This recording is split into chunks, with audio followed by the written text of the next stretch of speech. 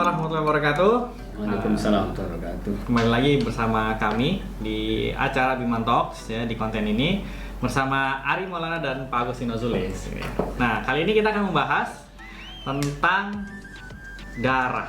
Ya, tidak hanya darah manusia maupun darah hewan juga ya Pak ya. Bahwa sebenarnya kalau kita sedikit merujuk dari Al-Quran ya, kalau tadi saya sempat baca-baca itu Pak ya, di Al-Baqarah dan Al-Maidah itu Allah mengharamkan salah satunya adalah darah. Maupun teksnya panjang Pak ya, ada babi, ada apa. Tapi kita akan coba bahas satu dulu, itu tentang darah gitu ya. Apakah darah yang seperti apa yang haram? Kenapa dibalik apa hikmah maupun terkait penjelasan ilmiahnya, kita akan bahas pada konten kali ini. Darah itu kan menjadi suatu hal yang sebenarnya sangat apa ya Pak ya, berguna bagi tubuh kita Pak ya. Iya, sangat. Tapi ketika darah itu keluar gitu ya, malah ketika bahkan dikonsumsi sama orang atau bahkan manusia gitu ya, malah menjadi haram. Sebenarnya apa sih yang mendasari Pak, kenapa akhirnya Allah itu mengharamkan darah? Iya. Yang mungkin orang mikirnya kan darah, berarti kalau darah diminum lagi kan berarti kan darah kita kembali lagi gitu. Nggak kekurangan darah gitu kan. Ada orang-orang apa yang mikir gitu kan. Sampai kadang sebenarnya boleh nggak sih kayak misalnya kan ada orang berdarah tangannya, terus kemudian dia sedot gitu. Nah itu sebenarnya boleh apa enggak sih? Nah kenapa tuh Pak darah tuh Pak? Ya, ya sebenarnya kalau landasan kenapa diharamkannya kan jelas ya, larangannya ya, larangannya di dalam surat Al-Maidah ada, surat Al-Baqarah juga ya, ayat 3 ya kalau surat Al-Maidah, hurimat alaikumud dama walah mal khinzir. Semuanya diharamkan buat kalian itu darah dan juga babi dan sebagainya. Pada konteks kali ini darah gitu. Kenapa ya kok darah diharamkan? Ya, lalu kita tahu kan fungsi darah dalam tubuh makhluk hidup itu kan sebagai pembawa sari-sari makanan, pembawa oksigen, dan memang berfungsi untuk sirkulasi dalam tubuh kita, metabolisme dalam tubuh kita itu memang darah sangat penting sekali. Kan? Nah, oleh karena itu di dalam darah ini banyak sekali bahan-bahan kimianya. Ya, sel darah merah itu kan bisa dikatakan komponennya paling banyak ya, sekitar 54% itu kan.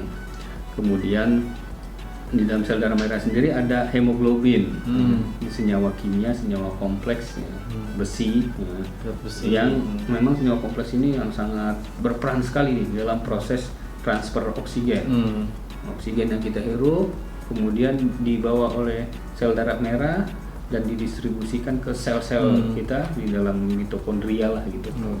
Panjang ceritanya gitu kan. Pokoknya terjadi respirasi dan kita bisa beraktivitas, memiliki energi itu berkat ya sel darah merah tersebut ya, hemoglobin ini.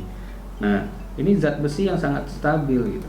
Kemudian kalau seandainya kita memakan ini juga, ini sulit dicerna. Ini. Kemudian yang kedua, dalam darah sendiri juga kan ada plasma juga yang mengandung protein, globulin, kemudian albumin dan sebagainya gitu. Kemudian juga di dalam darah sendiri ada ya hasil proses pencernaan kita di manusia itu kan, seperti amonia, urea gitu. Nah ini yang ya tentu menjadi racun jadinya. Jadi banyak sekali racun-racun seperti asam urat ya. Kalau ada orang tadi baca juga mengandung asam uratnya gitu, tinggi gitu. Iya, terus kemudian ada bakteri juga bisa jadi mengandung bakteri. Baik mati maupun yang hidup, virus juga bisa jadi. Nah, sehingga sebenarnya ya darah ini kan zat ya, ada darah kotor gitu, ada sesuatu yang kotor. Oleh karena itu di dalam tubuh kita kan ada fungsi yang menyaring gitu kan, hati gitu, empedu itu kan berfungsi untuk menyaring itu, menyaring darah supaya, dan juga ada jantung sendiri yang berfungsi untuk memompa, mengalirkan darah gitu kan. Nah sekarang kenapa diharapkan itu tadi, karena memang banyak mengandung darah zat-zat yang kotor. Berarti kalau apalagi kalau misalnya ketika kita kayak kemarin kan kita habis Idul Adha ya, habis disembeli hewan sapi, domba atau kambing, berarti kan darah itu ketika keluar kan berarti dia akan berinteraksi dengan udara atau dengan kotoran-kotoran tertentu gitu ya. Itu berpengaruh juga Pak ya ketika misalnya ternyata ada yang mengkonsumsi kembali ke tubuhnya gitu. Iya. Sebenarnya kalau dikonsumsi itu tadi karena zat di darah sendiri itu sesuatu yang kotor gitu. Jadi zat-zat yang tadi beracun sebetulnya buat kalau seandainya kita konsumsi. Nah kalau dalam tubuh kita kan ada proses metabolisme dalam tubuh kita yang memang menyaringnya sendiri. Ya kalau seandainya dalam tubuh kita ini fungsi organ kita rusak, ginjalnya rusak dan sebagainya kan tidak ada lagi proses menyaring, itu makanya penyakit timbul, penyakit ginjal, penyakit asam urat, penyakit itu dan seterusnya.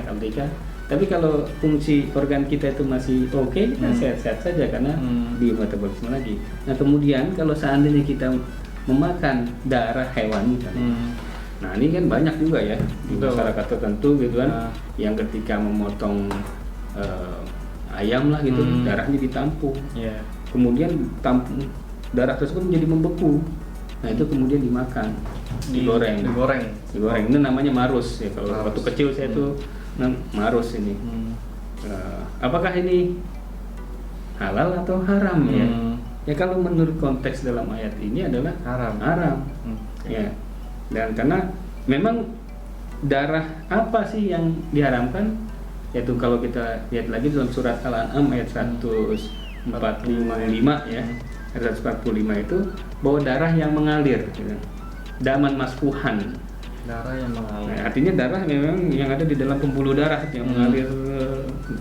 Nah itulah yang diharamkan. Sementara darah yang terselip di daging, kadang kan ketika kita sembelih ternyata keluar semuanya masih ada sedikit kan, yang sedikit banget di daging. Nah itu kalau seandainya kita makan karena itu tidak masalah. Berarti kalau misalnya kita pun kalau kita beli daging di pasar itu ya, ada merah-merah terus kayaknya pas kita cuci kok kayak ada darahnya gitu, itu nggak masalah. Nggak masalah. Karena dalam ayat itu jelas daman masfuhan, darah yang mengalir. Kemudian dalam hadis juga dikatakan gitu juga bahwa kalau seandainya Allah tidak mengatakan daman masfuhan ini, tentu banyak di antara kita yang akan mencari-cari darah yang terselip itu. Darah-darah di selip-selipan itu ya. Begitu ya. Nah sekarang mungkin kenapa kok ya darah ini diharamkan, terus kemudian juga hewan kok kenapa disembelih gitu kan? Ya kenapa di dalam Islam itu syariat kita untuk berkurban atau kita memotong hewan itu dengan disembelih gitu kan? Tidak seperti di tempat lain ya di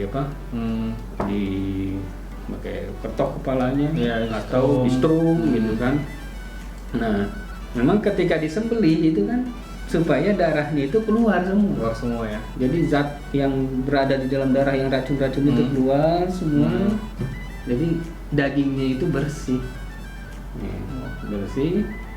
sehingga bisa kita makan. Itulah indahnya Islam. Jadi kenapa gitu di syariat menyembelih hewan supaya dagingnya itu bersih. Berarti saya baru tahu juga tuh Pak, ternyata itu memang mengeluarkan semua darahnya ya. Terkait kurban penyembelihan tadi ya. Malah kemarin ada Pak, sempat viral di YouTube Pak. Jadi ada seorang udah lumayan tua juga, beliau bilang berkurban itu sebenarnya hikmahnya adalah pembunuhan. Ada tuh sempat viral, kalau misalnya Pak Agus bisa cari di YouTube ya, itu ada tuh Pak. Tapi kabarnya terakhir beliau ditangkap sih sekarang. Karena apa ya jatuhnya ya, penistaan kan mungkin ya, penistaan agama atau apa gitu. Ada warga yang mungkin resah bisa gitu ya. Tapi ternyata hikmahnya sebenarnya terkait penyembelihan itu ya, darahnya biar bersih, dagingnya bersih gitu ya, semua darahnya keluar. Oke. Saya kira darahnya emang, tapi emang pas ketika pembagian kurban tuh misalnya emang dagingnya emang itu ya bersih gitu dan tinggal kita olah aja gitu. Iya. Oke, menarik Pak. Tadi mungkin sedikit mendalami terkait ada sebagian di suku-suku di Indonesia Pak ya yang mereka itu meminum darah gitu, entah sebelum perang kalau lagi ada konflik gitu ya, atau tadi entah untuk menguatkan tubuh dan sebagainya, punya kepercayaan tertentu gitu ya, bahwa sebenarnya ketika minum darah hewan dia akan lebih strong gitu. Nah, atau mungkin juga secara kepercayaan mereka mungkin juga dihalalkan mungkin ya. Nah, gitu. Nah, itu sebenarnya emang dalam konteks tadi sempat Pak Agustinus ya tetap salah Pak sebenarnya. Iya, karena memang bisa jadi ya dia memberikan kekuatan karena di dalam darah itu sendiri tadi kan hemoglobin juga sebagai zat yang memang berfungsi ya untuk dalam proses pencernaan makanan mungkin bisa jadi gitu kan. Namun ini perlu diteliti lagi sih ya karena hemoglobin itu sendiri kan sulit sekali dicerna sebetulnya karena dia senyawa kompleks ya. Nah mungkin ini sebuah kepercayaan ya, jadi sugesti gitu ya. Tapi pada hakikatnya ya kita sebagai seorang yang berkeyakinan gitu, ya memang darah ini ya diharamkan gitu ya. Berarti tetap ya salah lah ya Pak ya. Baik. Nah Pak, sama satu lagi yang mungkin Pak ya. Tadi mungkin di awal sempat saya bicarakan juga bahwa bagaimana ketika seseorang itu, misalnya saya nih berdarah luka gitu ya. Terus waktu itu saya pernah dikasih sama kakak saya, buruan disedot darahnya, kan darah sendiri gitu, dan nggak apa-apa dong gitu. Atau bahkan kita juga ada istilah kan kita ada donor darah misalnya Pak ya. Nah kalau kayak gitu gimana Pak? Konteksnya, kayak misalnya darah itu, cuma dikit doang nggak apa-apa kali ya? Gimana tuh? Ya itu juga apa namanya kita kan sebenarnya itu bukan meniatkan untuk meminum ya darah atau mau makan darah kan sebenarnya untuk niatnya itu kan untuk menghentikan proses pendarahan. Sebenarnya kan salah satu cara kan kalau sering juga kita di waktu kecil kan pakai air ludah itu ada enzim saliva gitu kan yang memang walau tapi memang bisa cepat gitu untuk menghentikan pendarahan gitu. Jadi ya nggak ada masalah gitu. Berarti pelan itu bukan nyedot terus minum gitu ya? Bukan minum. Oh bukan. Itu kan main nih. Dan darah sendiri itu kan juga bukan najis gitu kan. Oh iya benar, darah najis ya. Oke.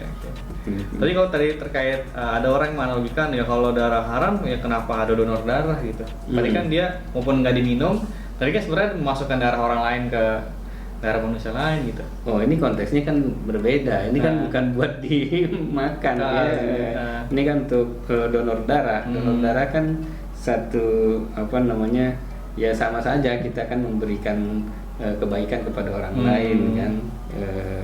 Ya apa namanya dalam konteks tolong menolong ini kan ya sangat jadi ada hubungannya sama sekali sebenarnya. Ada orang beranggapan berarti kalau donor darah kan gue nanti dapat darah kotor orang itu dong ya, masuk kan, ke darah gue misalnya. Iya kan di dalam tubuh kita ada fungsi organ yang berfungsi dalam filter itu filter itu sendiri kan gitu ya.